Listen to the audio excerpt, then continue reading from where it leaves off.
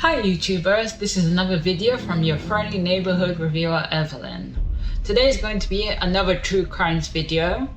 We're going to look into the long highway in Australia where hitchhikers, tourists and kids disappear from, never to be seen again. This article, all the news was taken from the Daily Mail. As per usual, I'll see if I look for different sources to get more clarification. The headline reads, why there could be multiple evil killers on the loose along Australia's highway of death. As a chilling timeline of terror sheds light on the road you don't want to break down on. Very reminiscent of a film that I saw called Wolf's Creek, as with the same story about tourists getting lost in this highway, but there's like some crazed, outback killer that goes and tortures them. So as the article states, the lonely outback road has been called Australia's Highway of Death. Apparently they say with good reason.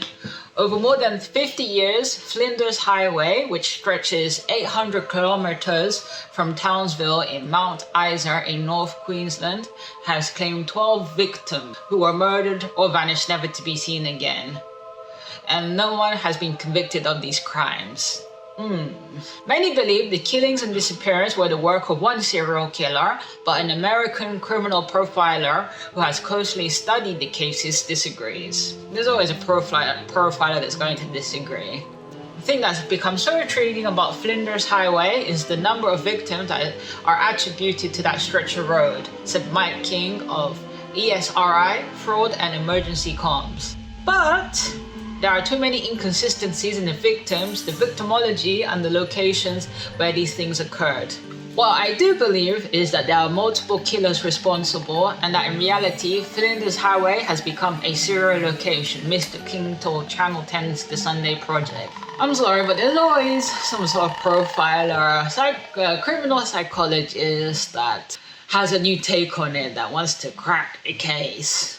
Let's carry on reading the article. Rachel Penno, the mother of Jayden Penno Thompson, the most recent person to go vanish from the highway, said, "It's a perfect area to take someone and make them go missing." Well, the documentaries I've seen of Australia and the outback, it's very easy to go missing. But then again, how and what exactly, we can only speculate. Mr. Penno Thompson from Newcastle in NSW was age 22 when he was reported missing in the early days of 2018. A quote here. "He sent me a text on Saturday night saying one word, yeah. That was it. When I asked him, 'Are you okay, Jayden?' Never heard from him again until Wednesday about 4 in the afternoon. I got a text message saying Jayden was missing." Mr. Penno Thompson was traveling with his friend Lucas Tattersall, who said Jayden had taken the drug ice. After a fight, he stormed off into the bush near Charters Towers. So there's another component here of the victim had taken drugs beforehand, so we can only assume of such a powerful drug as ice, which I assume is crystal meth, can make anyone go paranoid and inadvertently killing themselves. An inquest into the disappearance found he probably died due to exposure to the harsh elements, but his mother has never believed that to be the case. But so far they haven't said there's no body. All these victims disappear, so it's more speculation on behalf of the law enforcement. So the victim's mom carries on to say, she had made many trips to the area, knocked on doors and hired a private investigator. I found out afterwards that there was a lot of stuff going down. There were threats sent to Jayden. Jayden wasn't behaving normally and he was acting very scared, Miss Penno said. I believe it was a drug deal gone wrong, something to do with drugs. I believe Jayden lost his life. Okay, so that's one aspect that they're looking at, is not all disappearance could be linked to a serial killer. In this particular case, that this boy disappeared, Jayden, put down to, taking drugs gone wrong. Ken Gamble, the investigator she hired with help with crowdfunding, says he believes there's every possibility there could be a serial killer up here. Take it for what you will from a private investigator. There's people in Charters Towers who have made serious allegations about certain people in Charters Towers that may have been involved in Jayden's disappearance, and there's also and those people have not spoken to the police, Mr. Gamble said. And there's many. Now we gotta go on to the other cases, not just particularly this one case of the boy Jayden who disappeared. There is many other cases on the highway of death before Mr. Penner Thompson's disappearance dating back to 1970. All the others were confirmed dead or were declared to be deceased by inquest after their bodies were never found.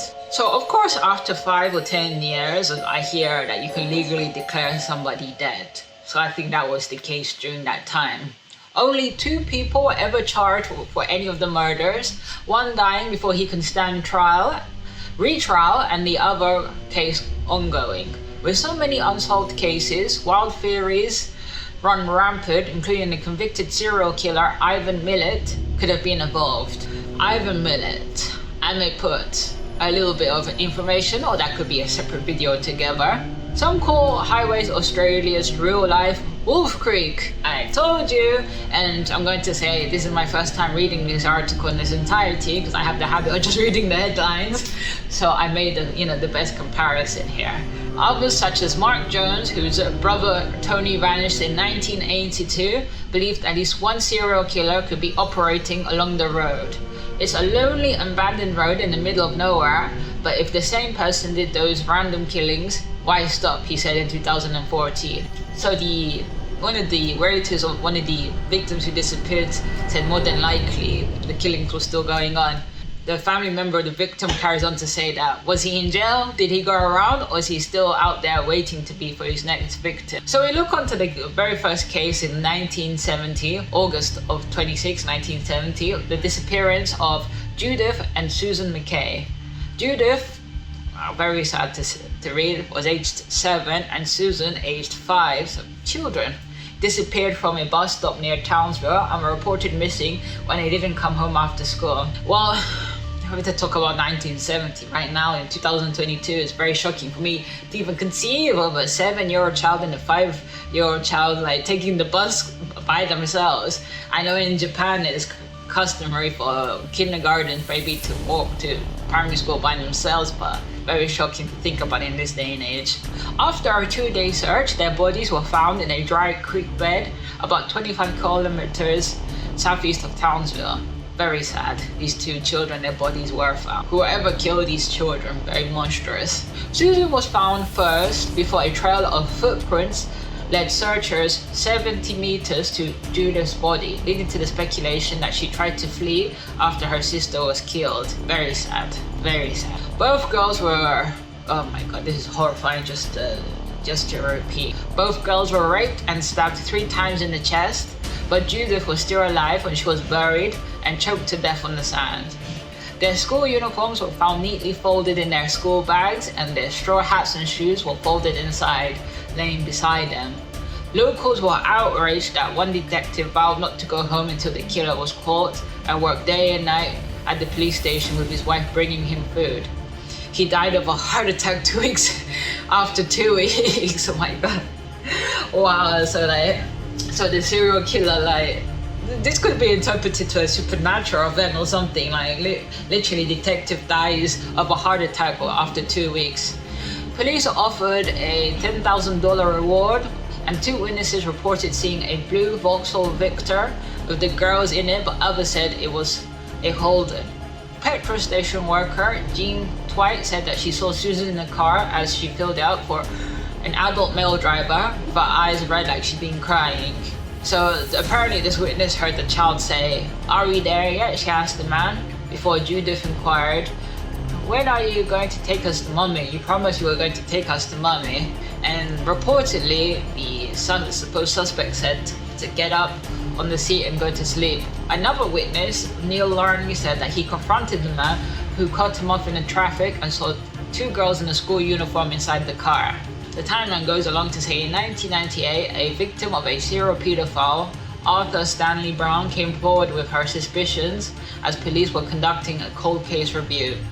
He had allegedly confessed to the murders twice, once to a stranger in a pub in Charterstown, further along the highway, who asked him about the case, and to his apprentice, who goes around confessing their crimes. The drinker told police but was ignored, and the apprentice thought Brown was joking, as is an out-of-character remark.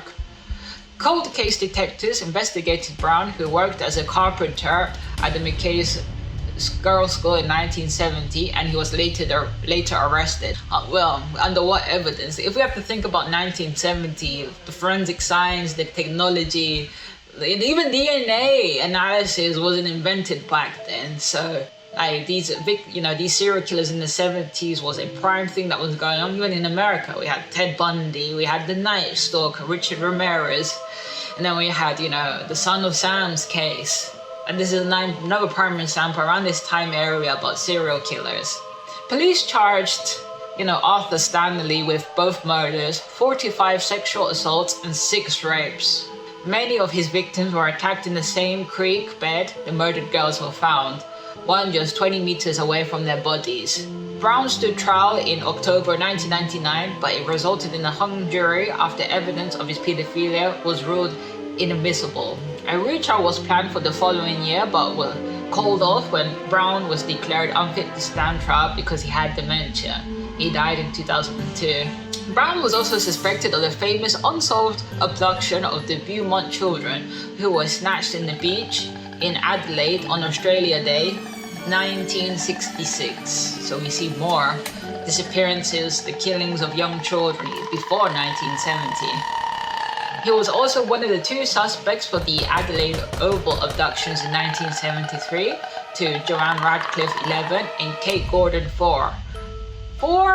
After a witness to that crime recognized him from the footage of his 1998 arrest.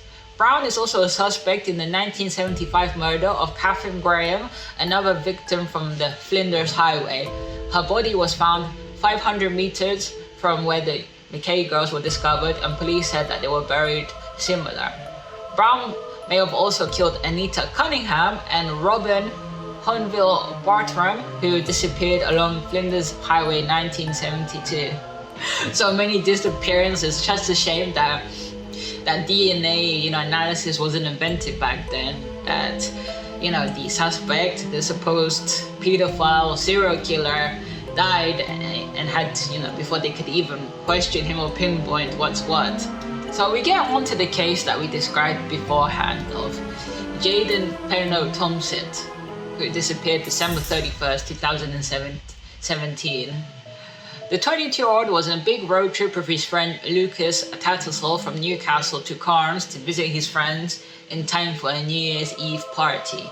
The pair took an inland route and were doubling back towards Townsville on the Flinders Highway, stopping at Charters Towers Roadhouse at 3:30 a.m. on December 31st. It's just at New Year's Eve, a very dangerous time, very, very dangerous time to be going out and about. However, they had a big argument soon after getting back on the road, and Mr. Penno Thompson pulled the car over and stormed off into the darkness. And we have to remember, Jayden Penno Thompson was under the influence of drugs. He took drugs, as was mentioned beforehand.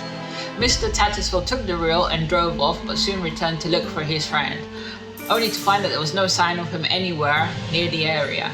Friends and family were concerned, but thought he may have started hitchhiking home, and Mr. Tattersall didn't report him missing until January 3rd.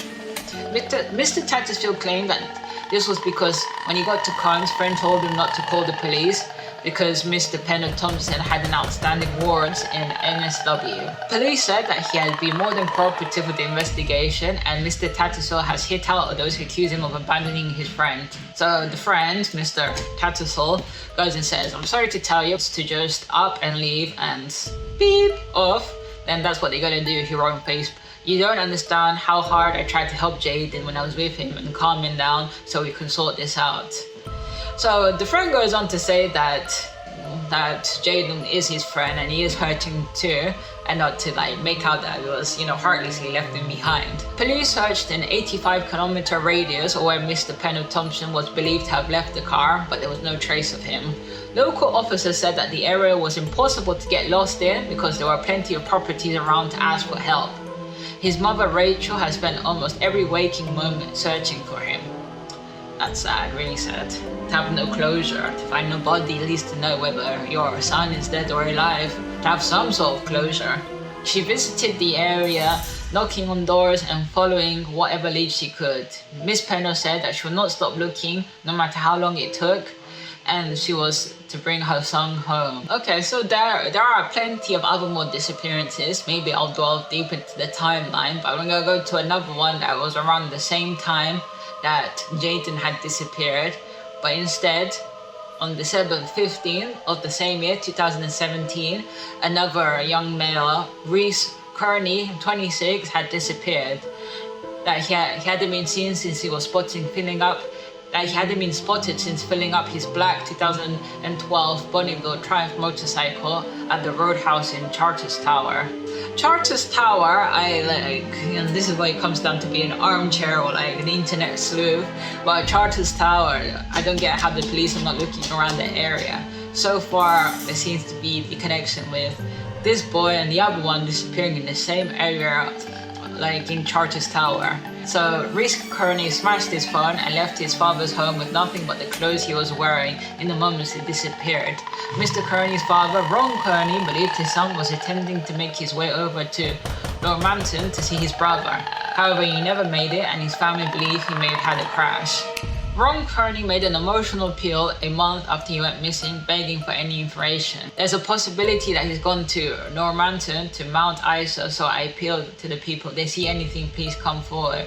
We're still hoping for a happy ending. We love him very much and would like to see him. 1 month after that, the police search near the bushline near Georgetown in the Gulf Country found clothing belonging to him.